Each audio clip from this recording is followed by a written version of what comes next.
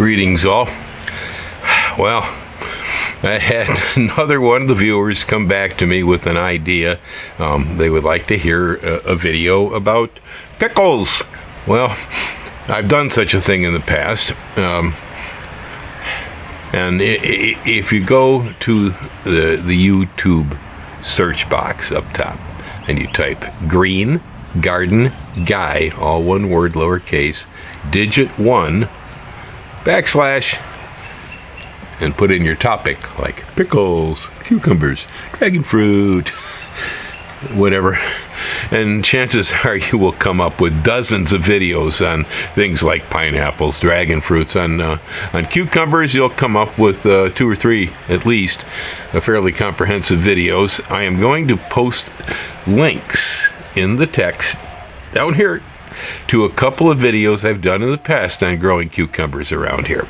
Now, chances are the videos are probably labeled pickles. Boy, I take it for that. People in nomenclature, it's like they're sitting out there in front of their pickles. No, those are cucumbers. What's the guy, an idiot? Well, depending on where you grow up, kind of depends sometimes on how you pronounce something and what you call it, all right? Now, in the city of Chicago, if you say the word pickle, it's only one thing comes to mind. It's a pickled cucumber. If you go into a Chicago hot dog stand, you order up a Chicago hot dog, and some fool puts a piece of pickled herring on top of that, or a pickled egg instead of a pickled cucumber, you're going to go, what? You probably end up in jail for such an offense. This is horrible. No, you say pickle in Chicago. It means one thing. Yes, it means the cucumber. And in fact, the varieties that we grow in the garden or in the farm for this are called pickling cucumbers. But I very seldom walk around my garden going, and these are the pickling cucumbers. No, those are pickles. Right. I know, they're not pickled yet. You can pickle anything. Mangoes, doesn't matter. Pickle whatever you want to. But for the purposes of Bill's videos, when I say pickle, unless I say pickled onion, pickled Brussels sprout, pickled mango, it's a cucumber. Yeah, it's the most common pickle in the country. So, there you have that. A little bit of discourse on what's a pickle and what ain't. They're all pickles once you either immerse them in vinegar and or salt, or you manage to catch a wild yeast, or something on that order. Well, at this time of year, I don't have a whole lot of cucumber produce around to show off. The last couple videos that are down here, I was showing off cucumbers, but I don't have them right now. I do have a pot variety, as in container cucumber, dwarf fine, that Greg gave me, neighbor over here. Unfortunately, I can't remember the name of the thing right now. So if Greg's watching the video, which he probably is, you can comment, Greg, and say, what was that darn cucumber? It worked well. It's been out in my containers in the backyard here most of the winter. There's one of them right there now. Yeah, it's resisted problems well. It is going down slowly to leaf diseases. Okay, they will do that here. Fungi and things begin to attack the foliage and they go south. But it's done very well. Now, I got, the true name. I'm sorry, Greg will be watching. I'm sure he will chime in the comments as far as what was that cucumber. Now, if I was in charge of naming this thing, I'd have called that a cucumber. They're all this size. They're absolutely delicious. Now, I don't believe this is going to be a good pickle. You can try, but it's probably more of a salad cucumber. I've been marinating them in sushi vinegar with onions. Man, boy, just loving them. They've been really good. Cucumbers. Otherwise, most of my cucumbers at the moment, or pickles, are either out there in the garden or they're here on the nursery table. We have one major problem with growing any sort of a cucurbit here. and that's the pickle worm. Some people have more pickle worms and some people have less pickle worms. Those of you who have less pickle worms, hey, you are blessed amongst humans. Those of us who have plenty of them, like I do, boy, they can decimate cantaloupes, watermelons, squash, zucchinis, cucumbers. Yeah, they're horrible. They'll bore into the flowers. They bore into the fruit. They bore into the vines and will kill the whole length of the plant. This is a diurnal moth. That's a moth that lives in the daytime, flies in the day. Okay, and it lays eggs on the vines and on the fruit. And those eggs hatch and make little stinking worms and bore into everything. You cut your cucumber open and there's a worm in there looking at you, It's not good. Solutions. How do we get around the worm? Well, I do have one video about using a bacteria called spinosad to control problems on cucumbers. I'll post that down here. I have 2 other videos at least about using parthenocarpic cucumbers under floating row cover.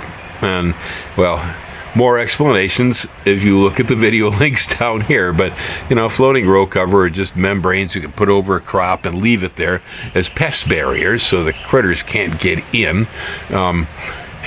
Parthenocarpic means a plant that does not require the motion of pollen from the stamens to the pestle, the female part. In other words, sexual propagation. Doesn't need a pollinator. Okay? The fruits on parthenocarpic plants will set vegetatively. And oftentimes they'll be completely seedless too because of that. Yeah, it's interesting. There are some parthenocarpic tomatoes out there like Oregon Spring, Santiam. Amazing. Regular looking tomato on the outside, but cut it open, there's no seeds, nothing but gel in there. And boy, I'll tell you, that is the tomato juice tomato because of that. Yeah, the gel is wet. You flood a plate. I've smashed one on a dinner plate before. Just flooded the entire plate.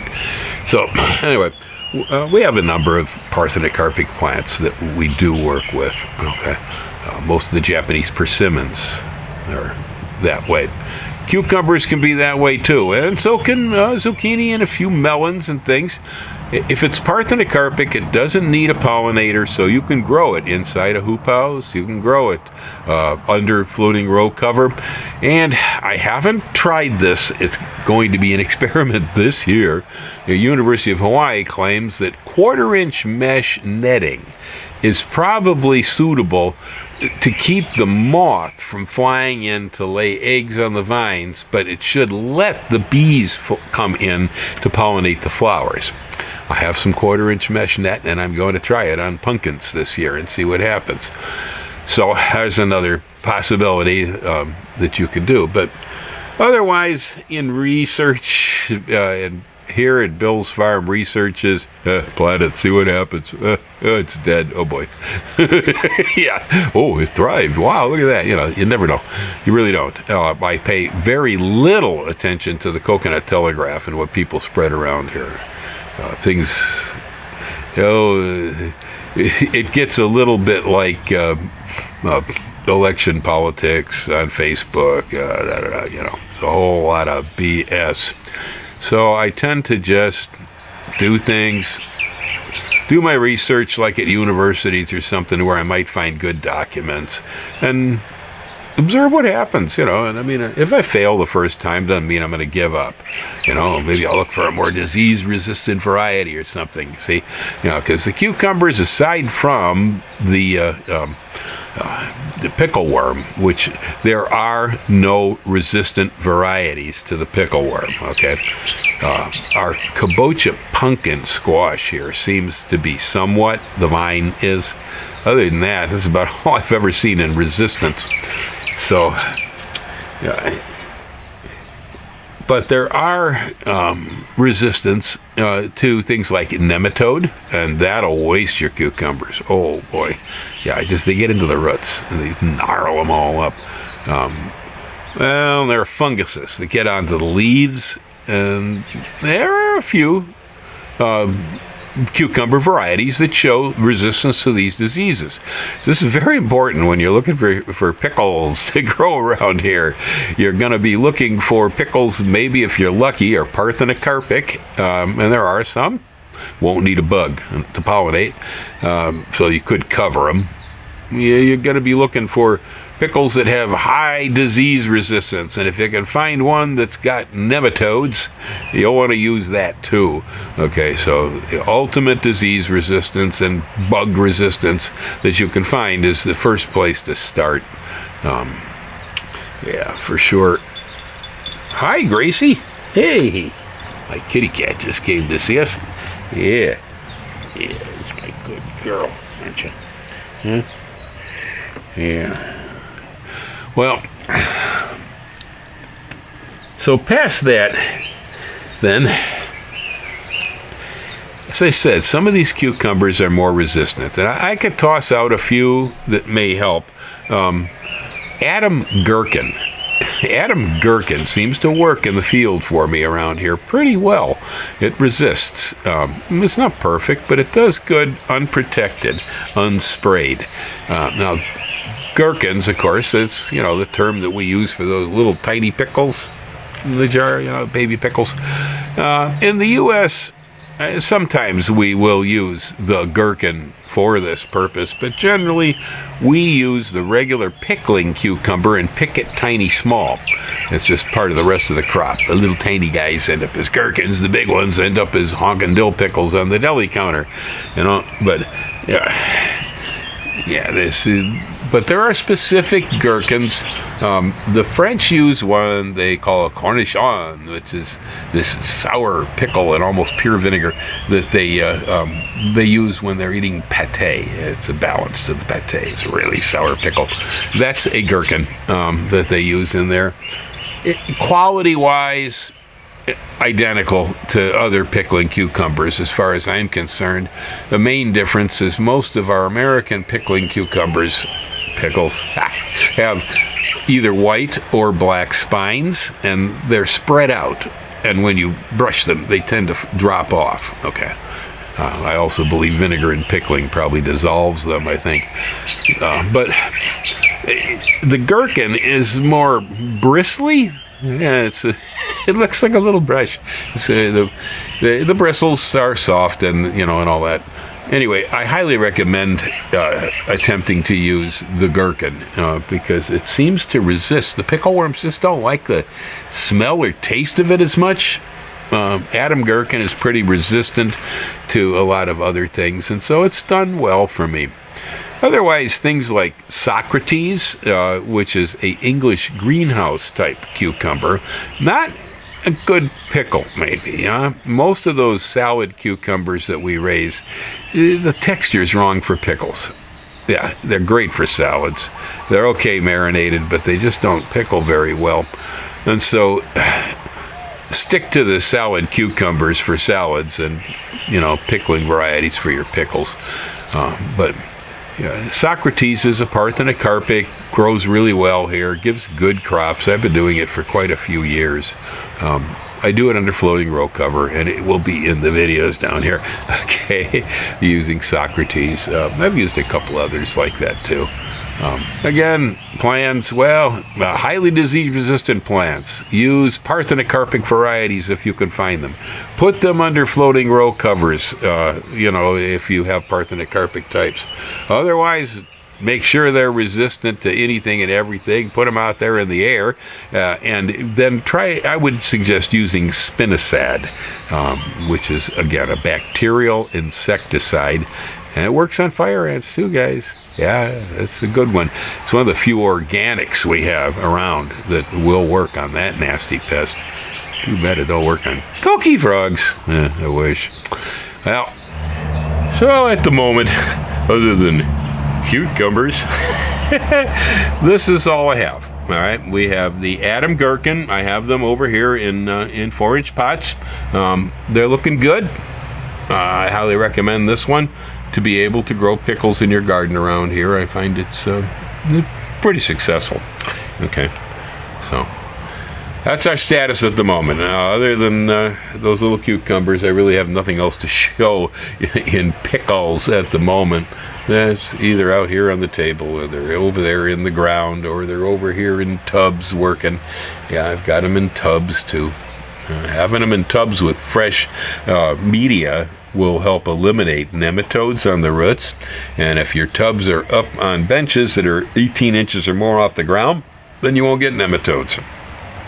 They can swim up in the rain about 18 inches, but they don't go any higher than that. So if the soil that you're using for your cucumbers is fresh and clean, a commercial grower's media, pretty much, or it's been sterilized, one or the other, and you got it over 18 inches off the ground, you'll be able to grow these without the nematode problem. Anyway, that only leaves you with leaf disease and pickle worms. But long time ago, when I was a young budding gardener, and I walked up to an older gardener with gray beard and a mustache, and I said, "Hey, Vic, how many of these should I plant?" He'd been growing stuff for years, right? Vic said, "That's easy. You plant one for the bugs, one for the gardener, and one for the weather." Okay? So if you need one, make sure you plant at least 3. Okay? Numbers. So around here I find that certain crops like green beans or cucumbers, they don't last long. All right? They'll come on, they'll yield, and they might come on pretty good too the first time around. But they tend to go south fast, that is, decline quickly. It's just a lot of stuff preying on it around here that puts plants to death a lot faster than they might have gone down, say, when I lived in Wisconsin. There we were mostly worried about deer and frost. Well, we don't have either of those problems here. It's otherwise. So, yeah, plant more. Yeah, if you plant 6 and you lose 3, you still got 3 plants, see? That's why. Yeah, it's the best insurance, especially if you're attempting to grow things organically, because if you're growing them organically and you may be using very limited pest controls, and maybe your pest controls aren't really all that effective, and so you're going to lose stuff. You're going to lose produce. You get a worm in something. You don't worry about it. Compost it. Pick the good ones. Move on. Okay? Hang loose, folks. Aloha. I hope that helps.